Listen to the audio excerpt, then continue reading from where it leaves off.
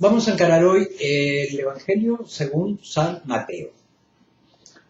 Un evangelio un poquito más extenso, sí, que Marcos, y con algunas características bastante particulares que lo hacen diferente. Primero, tenemos que aprender a situarnos en el tiempo. Este evangelio, algunos dicen que tiene que haber sido escrito alrededor de los años 85 o un poco más. Y el lugar, Galilea, zona norte, o Siria. ¿Pero por qué? Porque precisamente para esta época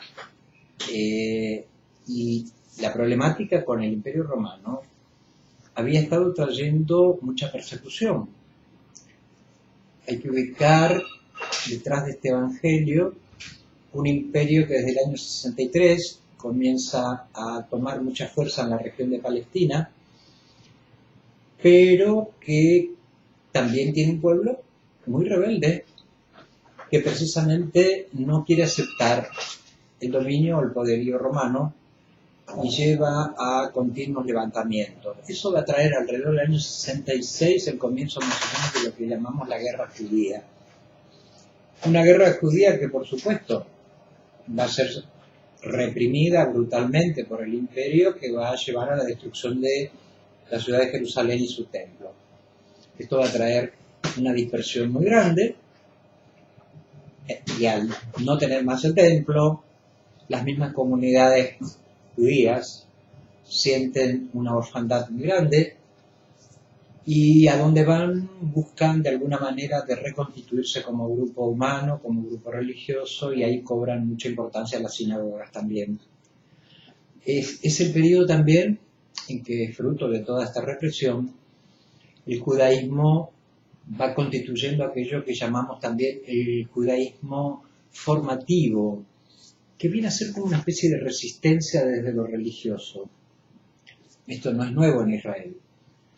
Ahora, con algunas características, se transforma en un legalismo muy fuerte y excluyente, que va a llevar a que luego los líderes religiosos sobrevivientes, grupos fariseos y escribas, se constituyan en la zona de Yamnia y allí creen la famosa academia, que va a ser un poco el lugar, el centro teológico desde donde se enseña y se interpreta la ley, pero una ley mucho más rigorista.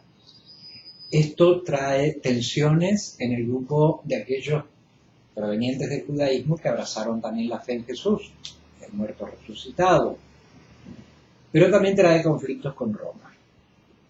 Hay una situación social muy grave, el pueblo se sigue empobreciendo, las comunidades cristianas acusan recibo de esta situación, mucha privación, encima hay problemas de la misma naturaleza, sequías por un lado, inundaciones por otra, cosas que también nosotros las vivimos, y esto trae un empobrecimiento gradual en la población.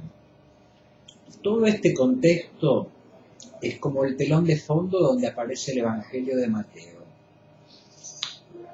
Y la intención, precisamente, del autor, que se está dirigiendo a grupos de mayoría judías, porque también estaban los judíos de proveniencia helenística, le interesa mostrar a Jesús, como algunos dicen, como el nuevo Moisés, el nuevo legislador, pero al mismo tiempo retomando una expresión del Antiguo Testamento, es el Emmanuel, el Dios con nosotros.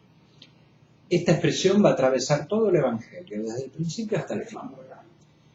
A través de la explicitación de las palabras de Jesús y de su praxis, aparece una nueva práctica de justicia, es decir, la justicia hecha práctica.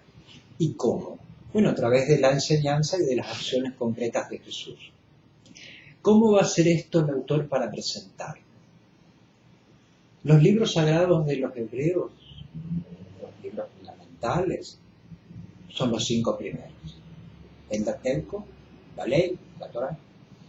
Y entonces el autor arma también su obra en 5 discursos que son los fundamentales. Todos estos discursos están acompañados por una sección llamada narrativa, donde se van relatando acciones y palabras de Jesús. Por ejemplo, el primer discurso fuerte y de una importancia relevante es del Sermón de la Montaña, para nosotros bastante conocido en cuanto a la lectura, el capítulo 5. El programa de Jesús aparece precisamente en este Sermón de la Montaña, donde las bienaventuranzas son el lugar central y luego las distintas maneras de ir interpretando esta ley en un contexto nuevo. Por supuesto, con todo lo que significa crisis, crítica desde el poder judío dominante y desde la situación social que les toca vivir. Pero también aparecen los signos de este reino nuevo, que son los milagros. Hay muchos milagros en el Evangelio de Mateo y precisamente, digo, son presentados como signos. No están en forma casual, son signos de un reino que ha comenzado. También hay otro conflicto que sigue apareciendo y que lo encontramos, por ejemplo, en el segundo discurso, que tiene que ver con lo que llamamos también el Sermón de la Misión, en el capítulo 10. Anunciar a Jesucristo no es tarea fácil. Con el contexto en el que estamos hablando, es muy conflictivo. Las tensiones de las comunidades aparecen y las sufren aquellos que quieren anunciar a Jesús muerto y resucitado. También aparece una manera interesante de agrupar temáticas como hace Mateo en lo que llamamos el Sermón de las Parábolas. El Sermón de las Parábolas, el capítulo 3, va a través de ese estilo de presentación literaria, mostrando el misterio del reino de Dios.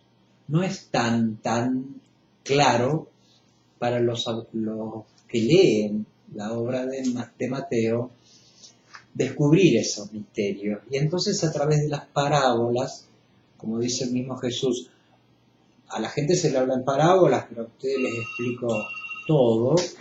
Esto lo va haciendo cada vez más sencillo. También después tenemos el sermón de la comunidad, porque no hay anuncio del reino si no hay una comunidad testigo.